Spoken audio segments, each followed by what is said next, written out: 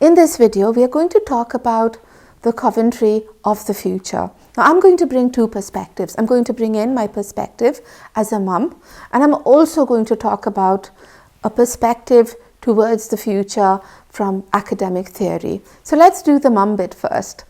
I'm a mum of two. I've got a little boy aged 10 and a little girl aged 6. They both were born in Coventry.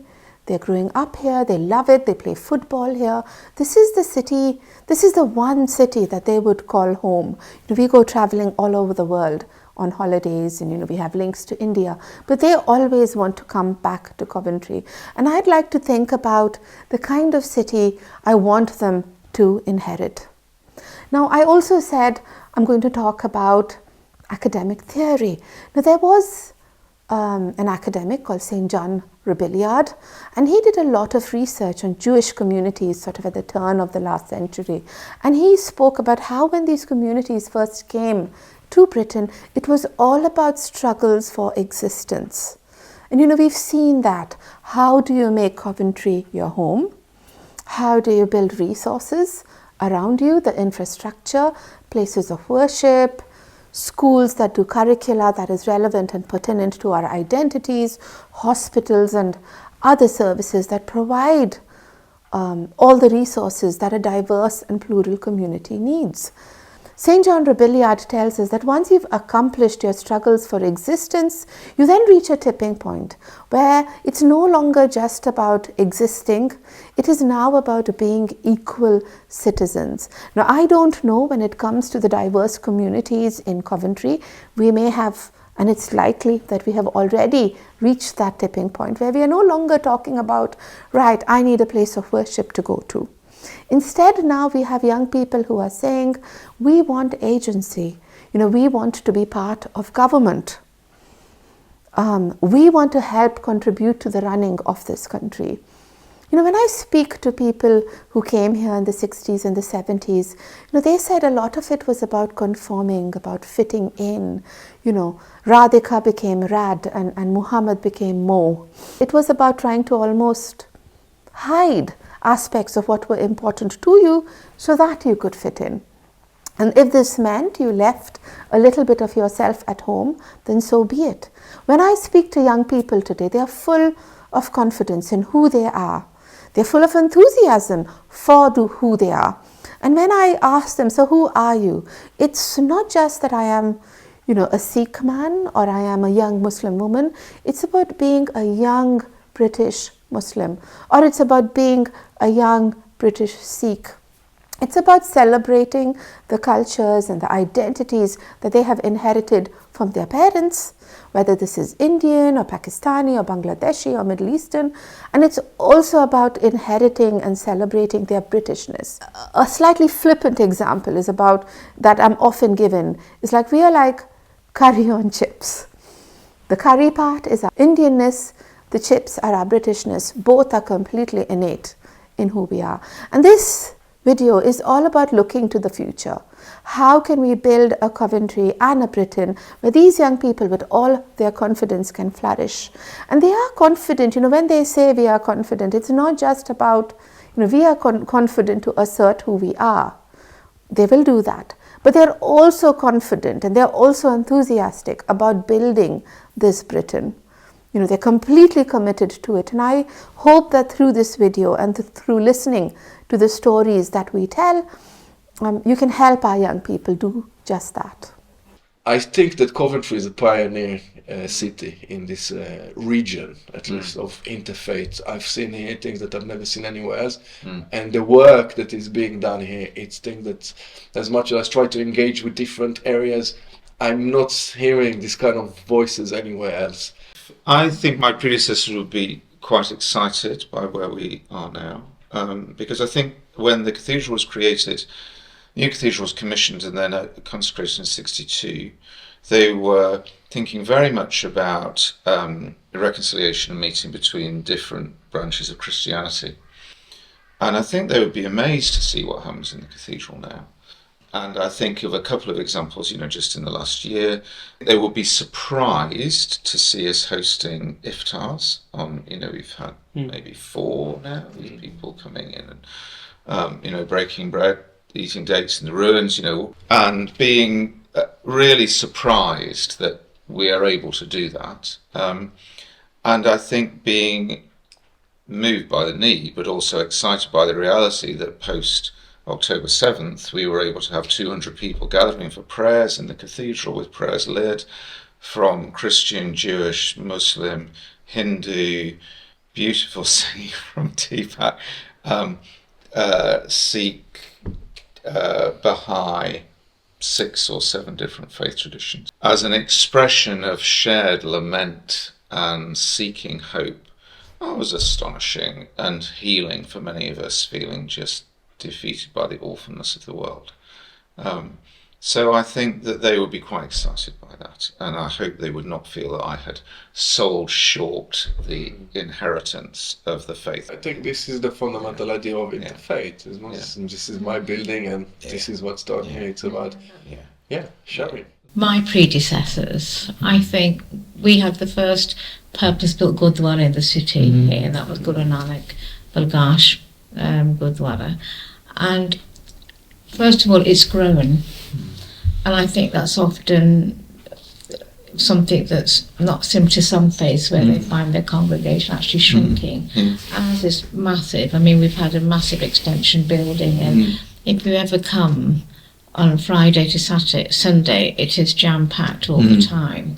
So certainly in terms of bringing people together, not just because of the faith element, but also because of the community element, it brings the community together.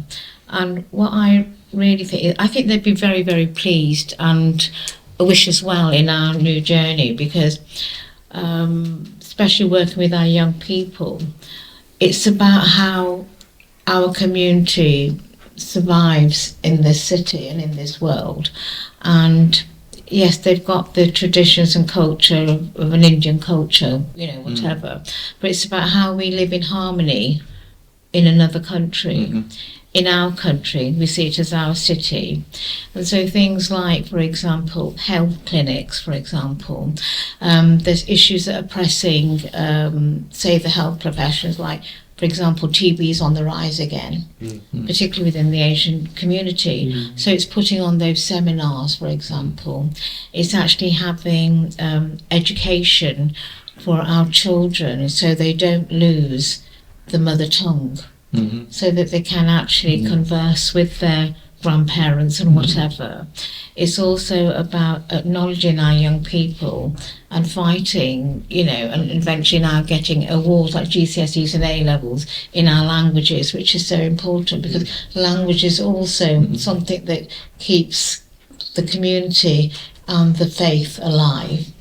And I think the growth in our young people that have actually taken on Sikhism as well, I think is exponential. It really is, and okay, it might be because of certain things that happen politically that happen, but alongside that is, I think, the thing about working together with everybody alongside, and it's not actually losing those tenets of Sikhism, which I think is so important. And I think certainly in terms of, we are a very wealthy community as well. We are a very wealthy community, and it's about how we distribute that wealth as well, and do seva for our fellow people, regardless of which faith they come from.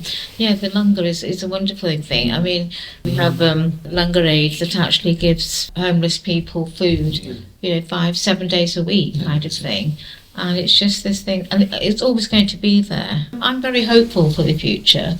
I think when you think about seva and langar, and what that means to the people who actually need, and the food bank, it's sort of depressing in the sense that there is that kind of need. But it's actually how do people of belief and maybe no belief actually come together in times of distress or danger, that we actually look after one another.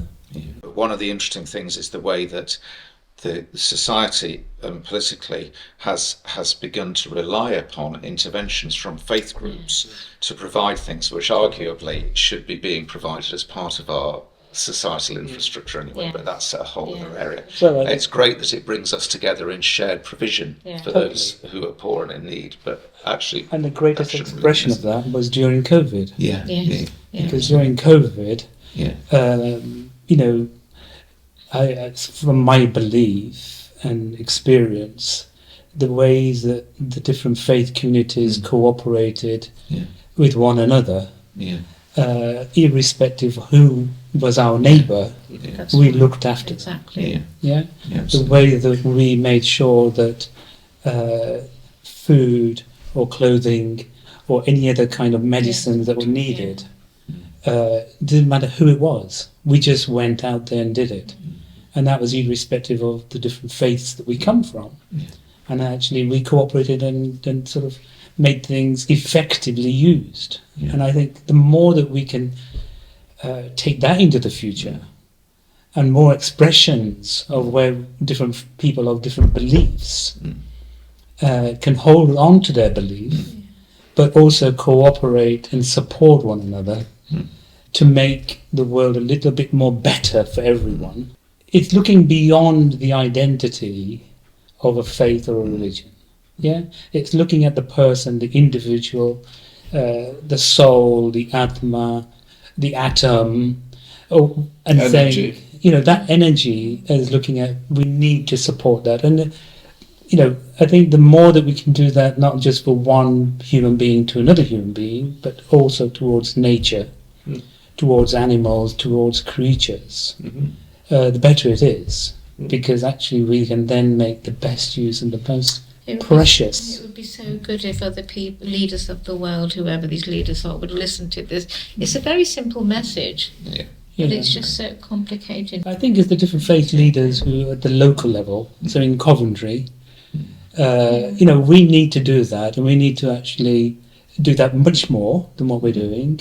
So from the legacies of Christopher Lamb and Father Berry, you know, from their small steps that reached out to us, you know, obviously we hope that we can be reaching out to the future and generations to actually be brave, be courageous. Absolutely. The world of interfaith is beautiful. It helps to grow one's own faith, I believe. And by working together with people of different faiths, you can actually have a bigger impact. Absolutely. Oh, completely. So that's something that we could all work towards. What would Coventry of the future look like? I'm going to play a little bit of a game here, and instead of talking about the future, I'm going to talk about the past. And I'm going to take you to 1940, the Coventry Blitz. You've heard Reverend John speak about it in the video briefly. Coventry was bombed by the Luftwaffe. We're going to talk about what Provost Harvard, the then Dean of the Cathedral, what did he do and say? Now, he was really unpopular because of what he said, because what he did was, the day after the bombing, 14th November 1940, there was destruction all around, and he said, "Father, we must forgive," as a means of exhorting the people around him who were sad, who were damaged by what they had experienced, who were traumatized. But he reminded them to forgive. And that's very difficult. And he was really unpopular. And then a month later, he goes on to, one of the Christmas bulletins on radio, and he says the same thing. We must forgive. And to me, and as far as I'm concerned, he set the tone for Coventry to become a city of peace, a city of reconciliation, back then in 1940. And that's a legacy that we have continued to run with. Now, as an academic, I will also say this is not an unproblematic legacy. Coventry is home to companies that build arms that then go into wars all over the world, that are used in wars. So it's not an unproblematic legacy. Nevertheless, as a city, it is so obvious that we are welcoming. It is so obvious that we live together. We've got peace walks.